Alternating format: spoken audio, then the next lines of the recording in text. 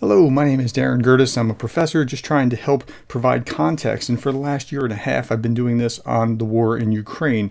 But what happened yesterday was the beginning of a war between Israel and Hamas. It's day 2 of that conflict, and it's important to understand what's going on here and see any connections and try to understand just the big picture. So it's day 2, and these are the headlines. Videos show how Hamas achieved an unprecedented surprise attack on Israel. Hamas says attacks on Israel were backed by Iran. Now that's really important because Russia and Iran have been working together. As far as on Ukraine, Iran has been a big supplier of the Shahed drones.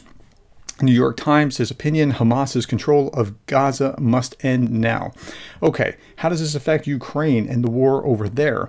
Well, Zelensky immediately, right out of the gate, said the world must be united in solidarity so that terror never tries to subjugate or break life anywhere. Israel's right to defense is beyond all doubt. All the circumstances of this terrorist attack must be clarified so that the world knows and brings justice to everyone who instigated the attack and helped its organization. Zelensky wrote that on Telegram. Now, I saw some other channels saying, we're going to be politically neutral. I'm not going to be politically neutral. I'm going to tell you what I think. I think Israel was attacked. They were unprovokedly attacked. There was a massive missile barrage that attacked civilians, including women and children. Hostages were taken. I'm not going to say that, well, this side did this and that side did that. No, Israel was attacked. That's what happened. Let's look at the map of Israel. By the way, before I do that, Zelensky came out and immediately supported Israel. That's far more support for Israel than Israel gave to Ukraine, and that's unfortunate. Okay, I mean, that's unfortunate that Israel wouldn't back Ukraine. So here's a map of Israel. The Hamas militants are coming from the Gaza Strip primarily, and they're launching rockets all over Israel from there. But there's another threat. There's actually multiple threats.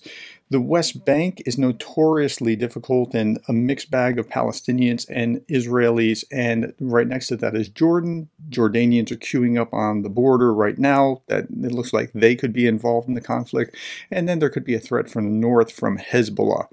Hezbollah means the party of God, and they are backed by Iran, and they hate Israel. Now, they want to wipe Israel off the map. And if you look at the background, like what Hamas wants to do and what they've declared, and if you look at the background of, say, for example, 50 years ago was the Yom Kippur War. Yom Kippur War was in 1973. It happened on October 6th. It started on October 6th, 1973. Yesterday was October 7th. It was not only the Sabbath, but kind of a holy day, the end of the reading of the Torah, and it very much mirrored what was going on here. Here are the belligerents: Israel on one side, Egypt, Syria, Saudi Arabia, Algeria, Jordan, Iraq, Libya, Kuwait, Tunisia, Morocco, Cuba, North Korea on the other side. So it was a very one-sided kind of thing, Israel against everybody else. And I think that's what Hamas wants to actually accomplish, is doing that again. But I don't know that that's going to happen. Recently, we had the Abraham Accords, and this was where the United States was kind of brokering a deal between Israel and Bahrain, Morocco, Sudan, the UAE, and even Saudi Arabia is kind of leaning toward that. And if they sign on to this kind of thing, it'll be a tectonic shift in policy, because see, look at Israel versus the rest of the world. Okay, this is Israel. This is a map of the Islamic world. Look at this. And so let me preface it with this. Now, I used one of Netanyahu's books in class. Netanyahu's the prime minister of Israel, and it's called A Durable Peace.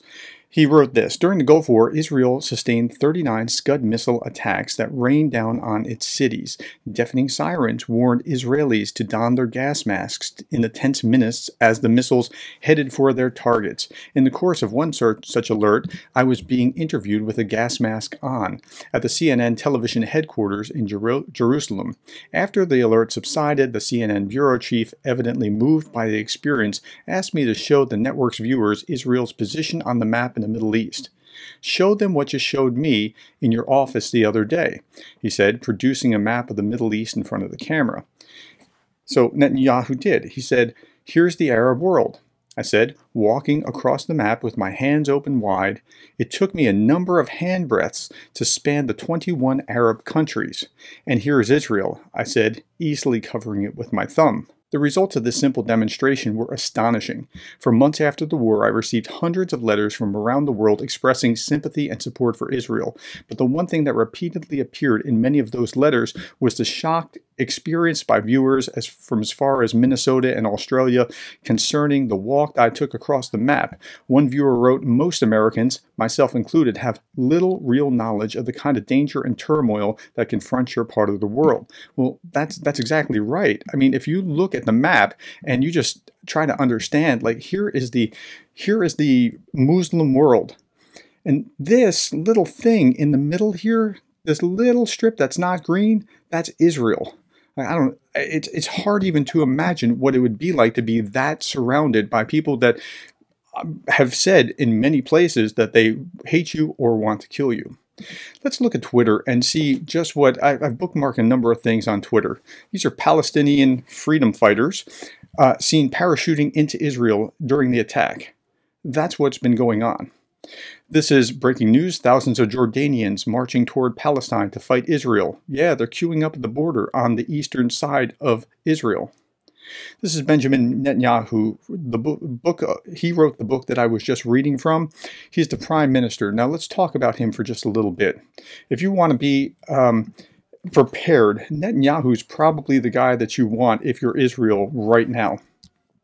Benjamin Netanyahu, Bibi Netanyahu, is an Israeli politician who has been serving as the Prime Minister of Israel since December of 2022, having previously held the office from 1996 to 1999 and again from 2009 to 2021. He's a chairman of the Likud party. Netanyahu is the longest tenured prime minister in the country's history, having served for a total of over 16 years. Now let's talk a little bit about him. He was born in 1949, between 1956 and 1958, and again from 1963 to 1967. His family lived in the United States in Cheltenham Township, Pennsylvania, so he's very familiar with the United States. After graduating from high school in 1967, Netanyahu returned to Israel to enlist in Israeli Defense Forces. He trained as a combat soldier and served for 5 years in a Special Forces unit in the IDF. Netanyahu is no slouch. Somebody yesterday in the comments said, well, what does he know about fighting or war or whatever? He's just a politician. No, Netanyahu returned to the United States in late 1972 to study architecture at the Massachusetts Institute of Technology after briefly returning to Israel to fight in the Yom Kippur War. And he was wounded on the battlefield, and he lost his brother on the battlefield. And so he's actually the right guy for this moment. Let's go back and see some more of the things here. Thousands of Jordanians marching toward Palestine to fight. Here's Netanyahu. These are the places where there are attacks, missile attacks across Israel, unprovoked by the Hamas militants. So you got to understand, and this is a little bit later, they were also hitting down here, and this is a little bit later. There were more attacks in other places. So that's what it looks like. It seems eerily familiar to the kinds of things that you saw in the first few days in Ukraine. Israel War Room breaking reports confirming that Hamas attack on southern Israel today, including rape of young girls. Okay. You can kind of tell who the bad guys are by the kind of evil that they bring into the equation. And okay, then Faraz tweets, says, "We stand with Palestine." Great. And Israel War Room replied, "We know. Lucky your stronger neighbors stand with Israel." Okay, Brandenburg Gate was even lit up, and this is an interesting point in and of itself, because the Prime Minister of the UK, the President of the United States, and leaders from all these countries, including Germany, including just pretty much every European country, were saying we stand with Israel. Now, who was standing with the Palestinians? Well, Iran certainly was. They were full-throatedly endorsing. They were dancing in the streets, chanting. They were chanting "Death to Israel" and "Death to America" in Iran.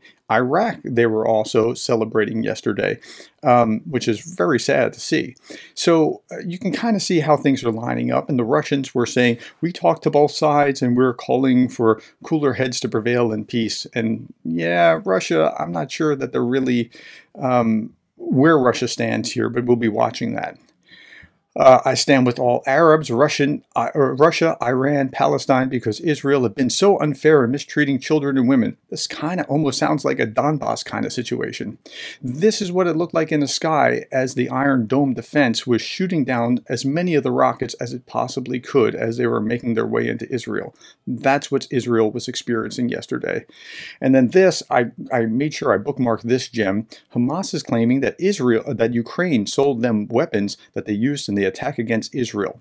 I'm going to chase that down because that's really important to understand that that kind of thing, that kind of claim is going to be something that should be repeated again and again in Russian propaganda dealing with Ukraine. And I've seen those kind of claims before. Okay, so that's what I wanted to show you. Now I want to talk about a couple other things as well.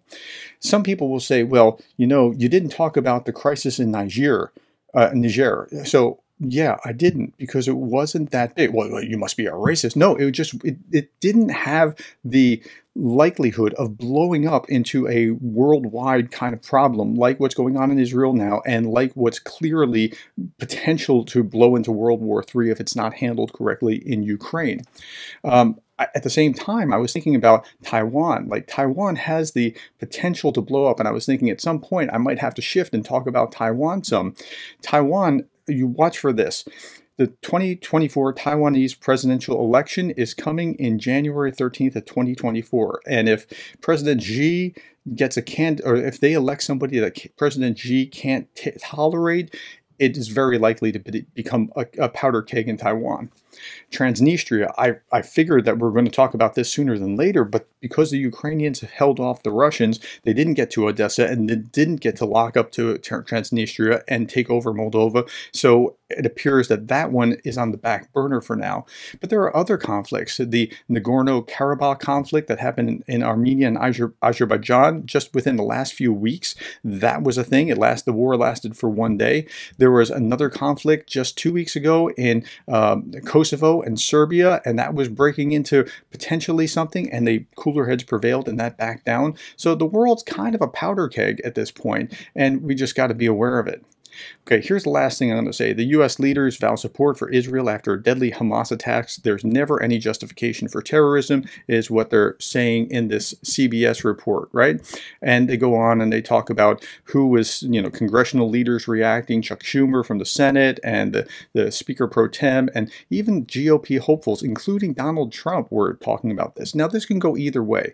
This can become something that is going to take attention away from Ukraine, or it can be linked in our minds to Ukraine and what Russia is doing to Ukraine, and can actually be something that solidifies resolve. I don't know which way it's going to go, but I am curious about your opinion and what you think will happen. Please put that in the comments below. I hope that my overview on the second day of the war in Israel has been helpful. Thank you for your time. Thank you for your attention. And by the way, I'm not taking my eyes off Ukraine. I'm just trying to monitor what's going on here too. Thank you for caring enough to listen to me to the end of this video.